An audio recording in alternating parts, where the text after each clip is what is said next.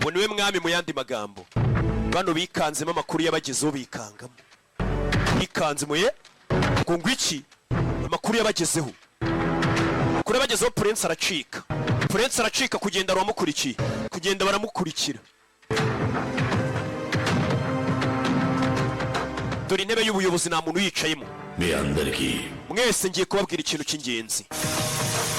Roy yabanje kuza koga, abo yishe yabishe nako n'umwana wa Roy. Ibintu Roy yari yaraduhisha byuzamusimbura bigiye kugera ku herezo. Umwana wa Roy yagiye kuza biyere kugomba gusigarana intebe y'ubuyobozi. Ubwami bwa Roy Group. Uwo mwatekereje ko ari umwana wa Roy, ntago ari umwana wa Roy. Ahubwo ni umwana wanjye bamwita Iqbal. Ni umwana wanjye. Uravuga ibiki ngo? Uyu nawe bahise bamwica. Katorori.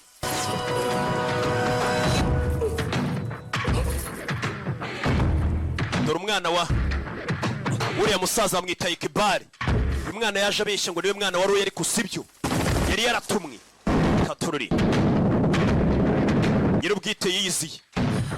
Uyu nawe yabuze kubera ubwoba bwo kubona Saho uwo ari we yagize ubwoba. Yapfuye atyo adafashe ku ipompo ye. Mwenyewe yiyiziye.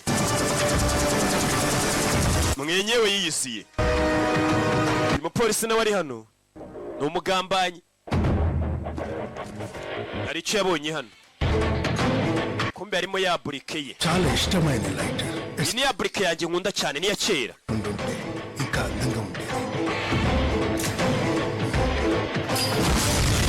Gira gutya imodoka iraturika. Polisi yarari mu bose babigizemo uruhare.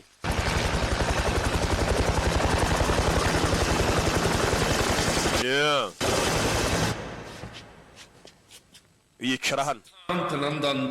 Sidati Nandani Saho niyo mazina ya nyakura Vayo. Sidati mbere yo kuvayo ubundi uranabibona ko umuntu uje atari mugenzi wawe. Sidati Nandani Saho avayo mama we. Dore umwana uburyo atambuka mwamumbereye amashyi. Hey!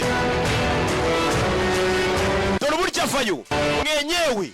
Sidati Nandani Saho barikanze bose bo bari bazi nk'igisambu. Avayo iyi kampani yabo harimo n'umunyarwandakazi washayemo amafaranga twamubonye. Bose barikanga. Naba n'abashoramari b'iyi kampani b'iyi group nako Roy Group mwenyewe avayo kuri